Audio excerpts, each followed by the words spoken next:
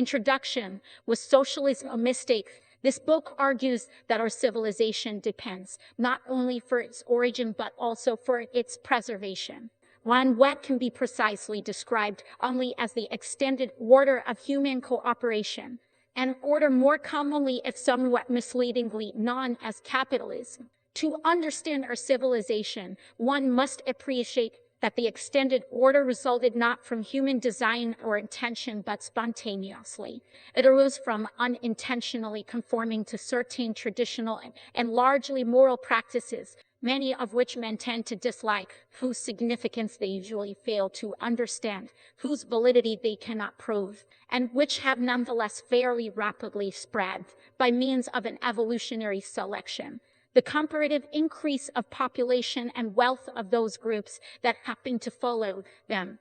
The unwitting, reluctant, even painful adoption of these practices kept these groups together, increased their access to valuable information of all sorts, and enabled them to be fruitful and multiply and replenish the earth and subdue. This process is perhaps the least appreciated facet of human evolution. Socialists take a different view of these matters. They not only differ in their conclusions, they see the facts differently.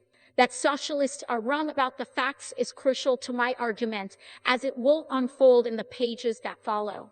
I am prepared to admit that a socialist analysis of the operation of the existing economic order and of possible alternatives were factually correct. We might be obliged to ensure that the distribution of incomes conform to certain moral principles, and that this distribution might be possible only by giving a central authority the power to direct the use of available resources, and might presuppose the abolition of individual ownership of means of production.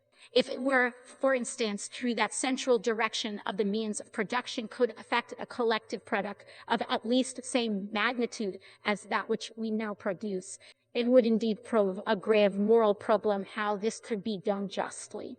This, however, is not the position in which we find ourselves, for there is no known way other than by the distribution of products in a competitive market to inform individuals in what direction their several efforts must aim so as to contribute as much as possible to the total product. The main point of my argument is then that the conflict between, on one hand, advocates of the spontaneous, extended human order created by a competitive market, and on the other hand, those who demand a deliberate arrangement of human interaction by central authority based on collective command over available resources, is due to a factual error by the latter about how knowledge of these resources is and can be generated and utilized. As a question of fact, this conflict must be settled by scientific study. Such study shows that by following the spontaneously generated moral traditions underlying the competitive market order, traditions which do not satisfy the canons or norms of rationality embraced by most socialists, we generate and garner greater knowledge and wealth than could ever be obtained or utilized in a centrally directed economy, whose adherents claim to proceed strictly in accordance with reason. The socialist aims and programs are factually impossible to achieve or execute, and they also happen into the bargain, as it were, to be logically impossible. This is why, contrary to what is often maintained, these matters are not merely ones of differing interests or valid judgments. Indeed, the question of how men came to adopt certain values or norms, and what effect this had on the evolution of their civilization, is itself above all a factual one that lies at the heart of the present book, and whose answer is sketched in its first 3 chapters. The demands of socialism are not moral conclusions derived from the traditions that form the extended order that made civilization possible. Rather, they endeavor to overthrow these traditions by a rationally designed moral system whose appeal depends on the instinctual appeal of its promised consequences. They assume that since people had been able to generate some system of rules coordinating their efforts, they must also be able to design an even better and more gratifying system.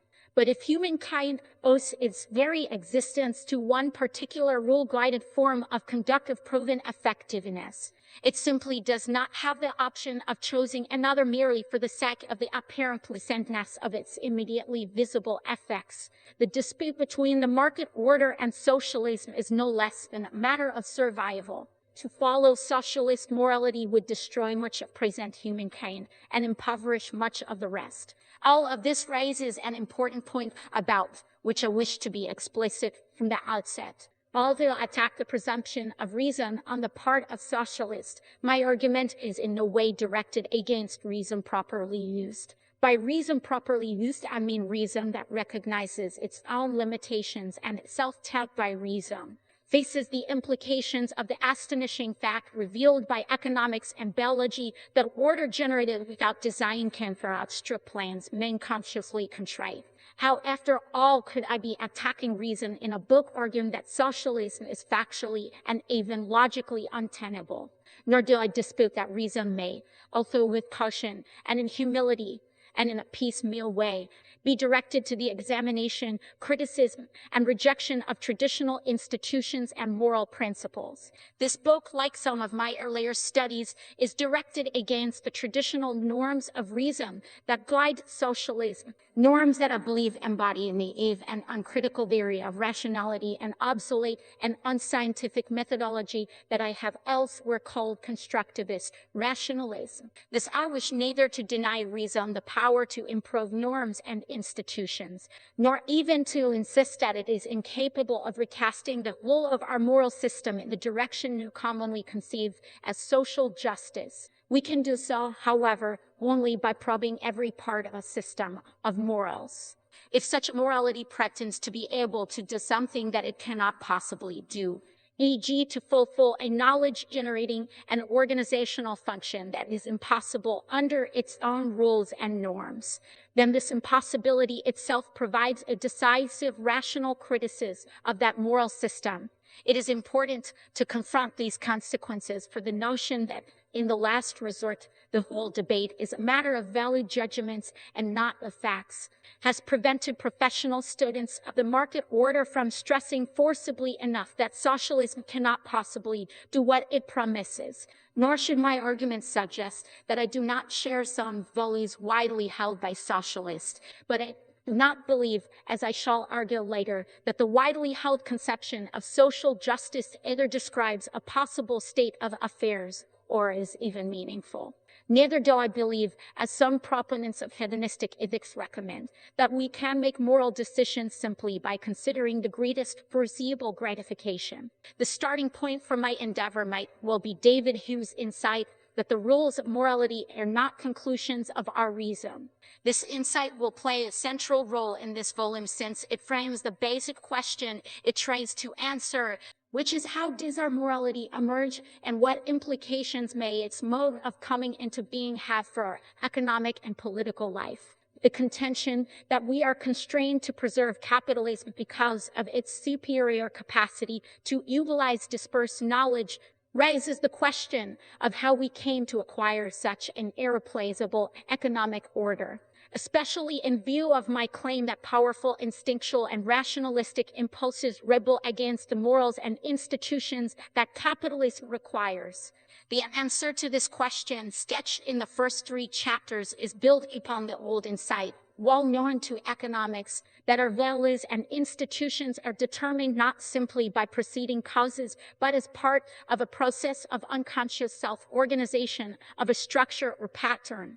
This is true not only of economics, but in a wide area, and is well known today in the biological sciences. This insight was only the first of a growing family of theories that account for the formation of complex structures in terms of processes transcending our capacity to observe all the several circumstances operating in the determination of their particular manifestations. When I began my work, I felt that I was nearly alone in working on the evolutionary formation of such highly complex self-maintaining orders. years. Meanwhile, researches on this kind of problem under various names, such as autopoiesis, cybernetics, homeostasis, spontaneous order, self-organization, synergetic systems theory, and so on, have become so numerous that I've been able to study closely no more than a few of them.